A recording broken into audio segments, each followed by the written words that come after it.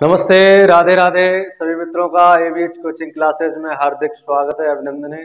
एक बार फिर आज हम उपस्थित हुए हैं अपने संस्कृत के लेक्चर नंबर 7 के साथ में।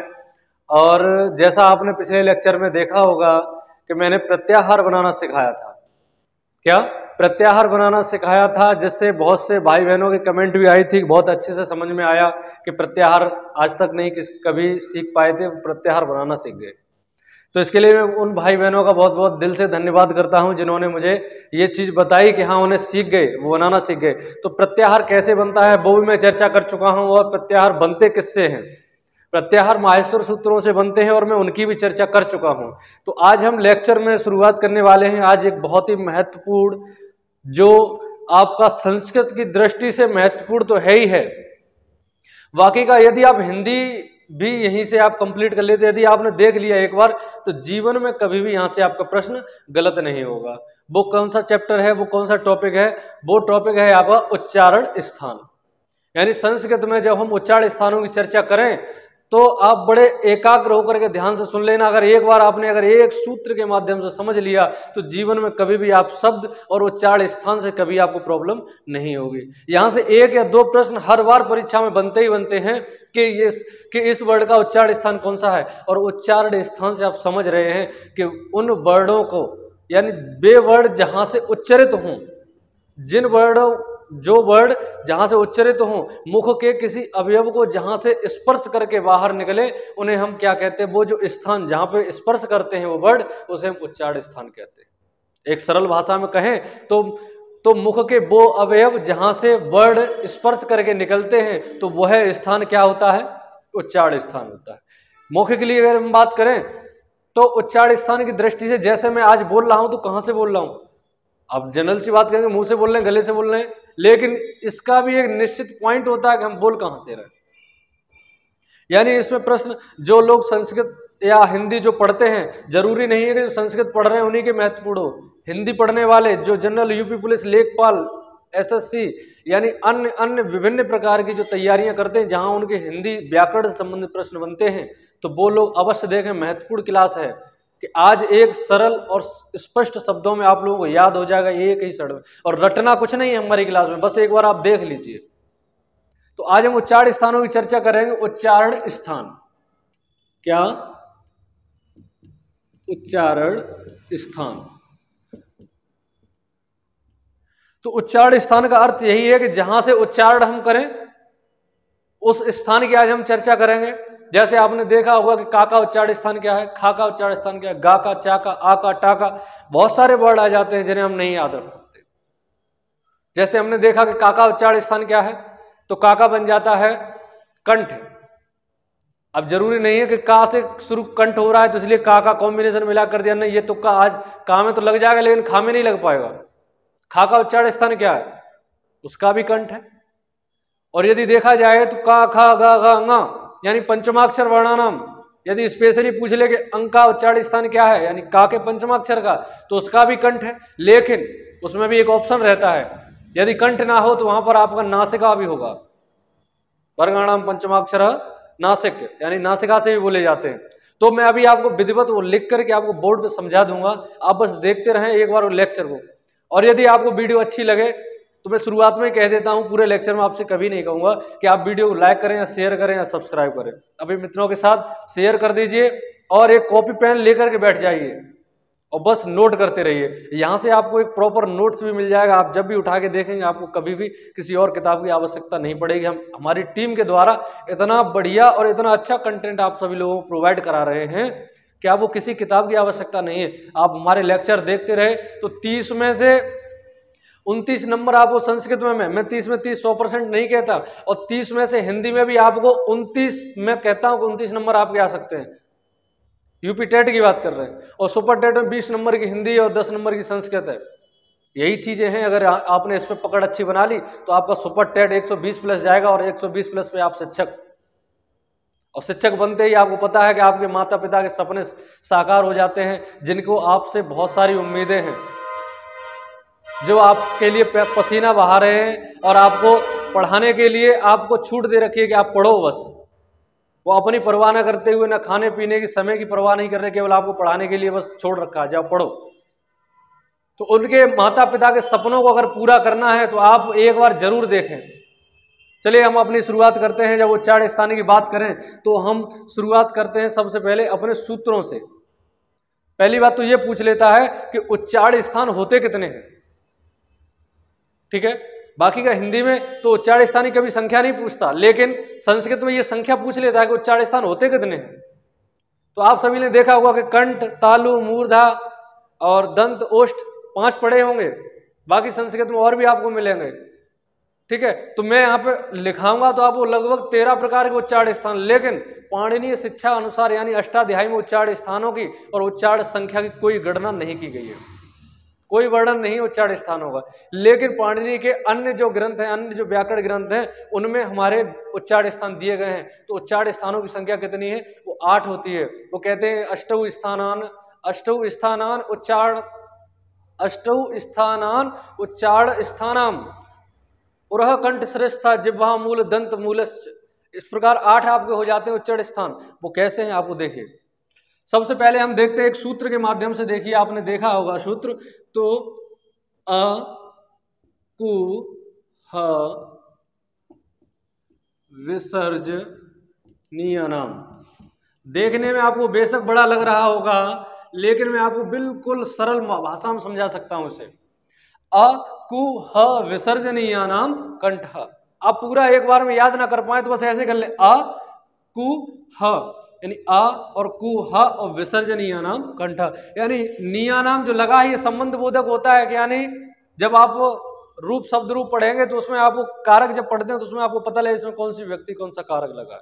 तो उसके ऊपर ना जाते हुए डायरेक्ट आप देख सकते हैं, सूत्र याद कर सकते हैं, अ कु ह विसर्जनीयानाम कंठ।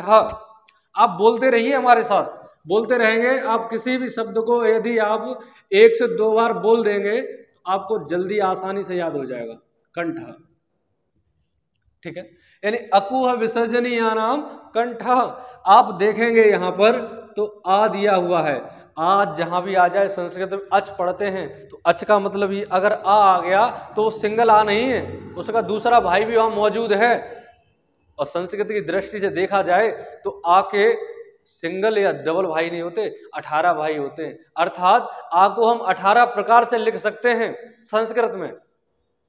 यह भी प्रश्न आता है कि आ कितने प्रकार का होता है या ई कितने प्रकार का होता है। पिछली बार के एग्जाम में पूछा गया था कि री के कितने भेद होते हैं या री कितने प्रकार का होता है। तो वो आगे आपको हम बताएंगे। री और ल मिलकर के 30 प्रकार के बन जाते हैं। वो कैसे बनते हैं आपको हम आगे चर्चा करेंगे। तो यहां पर देखेंगे आ हमारा है तो इसमें ह्रस्व आ और दीर्घ आ दोनों ही प्रकार के आ इसमें सम्मिलित हैं। यानी आ का उच्चारण स्थान क्या होगा? कंठ।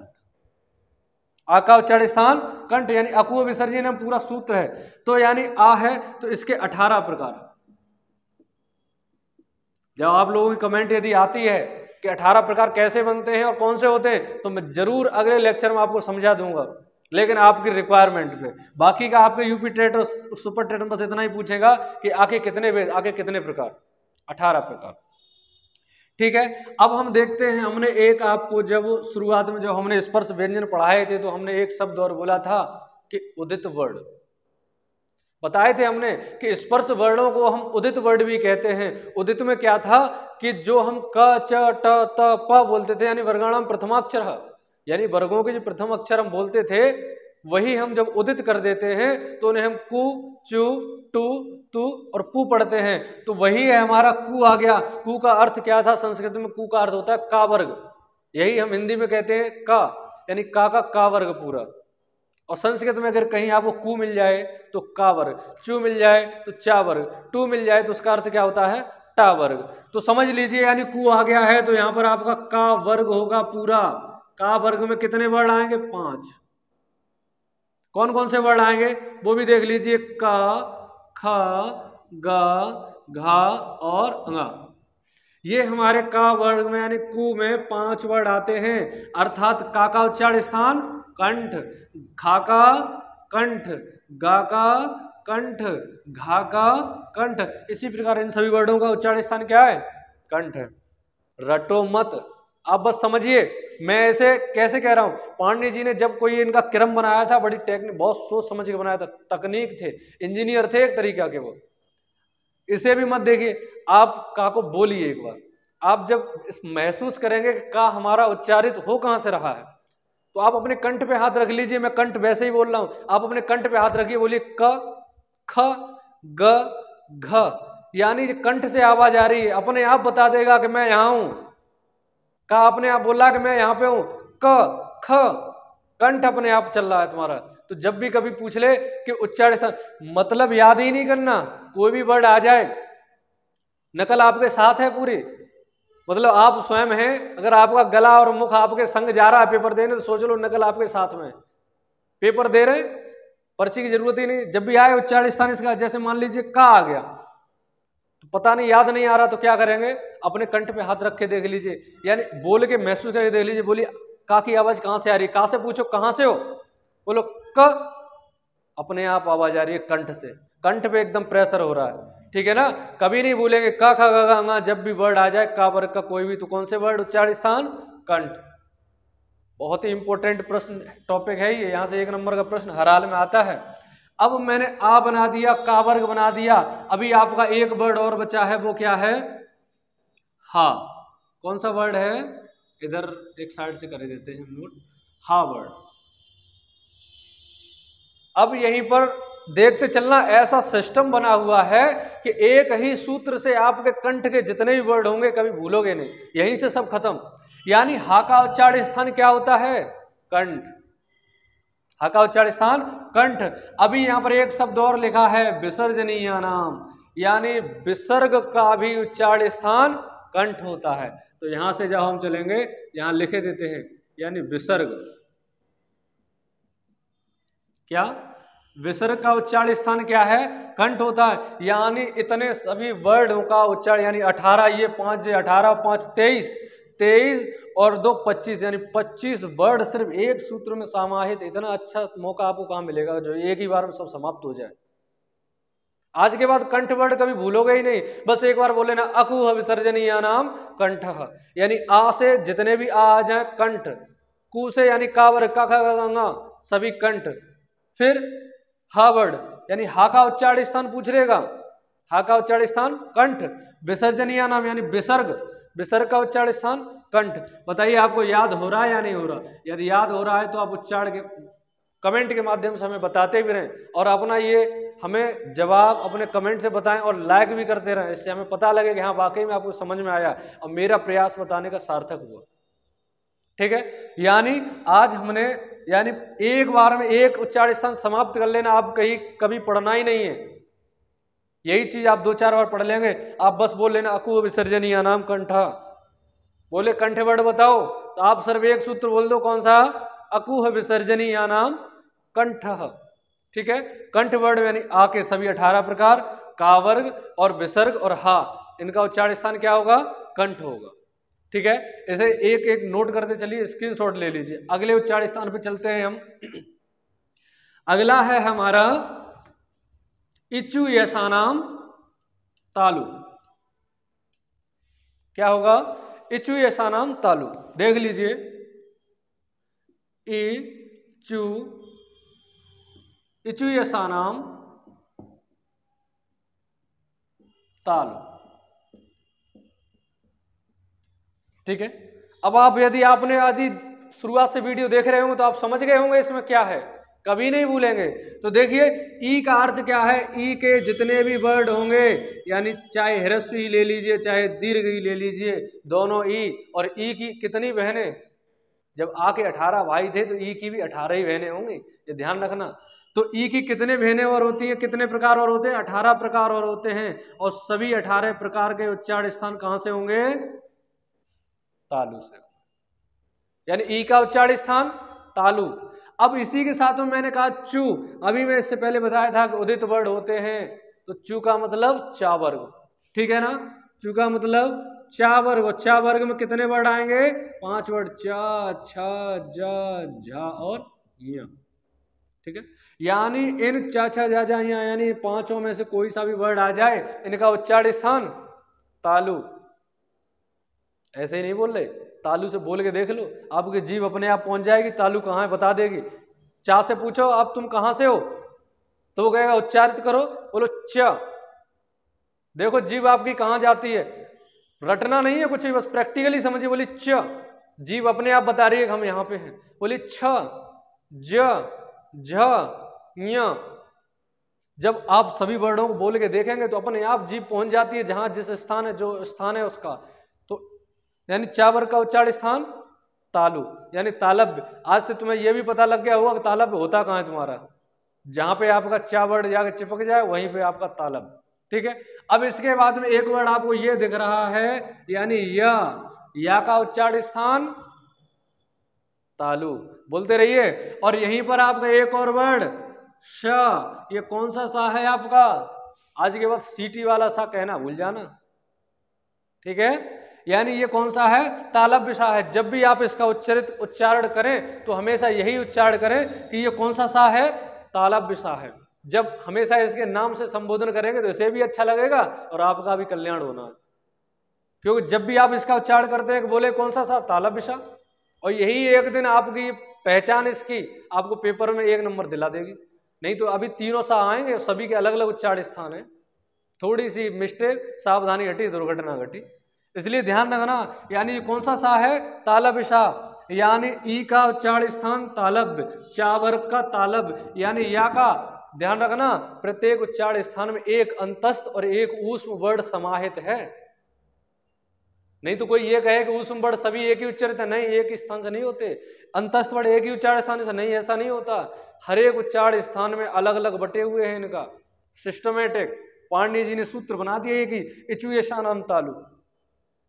ठीक है, तो यहां पर देखिए सा का, यानी ये कौन सा सा है, तालब्य सा है। या का उच्चारण स्थान तालब्य, चा का तालब्य, यानी तालु या तालब्य एक ही बात है। और ई का उच्चारण स्थान तालब्य, यानी इन सभी का उच्चारण स्थान क्या है, तालु।